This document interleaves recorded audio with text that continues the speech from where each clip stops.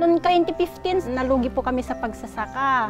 Kulang-kulang na 400,000 pati tubo po. Nagpa-training po ang LGU sa turmeric po. Nag-try po akong nagluto-luto rin po ng mga saging. Medyo pangat na po yung negosyo namin, kaso 3 months pa lang biglang dumating yung pandemic.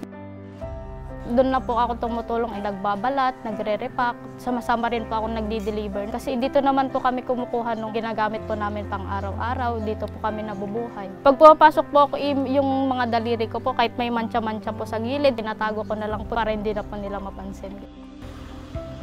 Standard Chartered Bank entrusted us to give us financial funding for our projects. We have lived the mission vision all these years, giving them the hope of a kabuhayan program, social development services.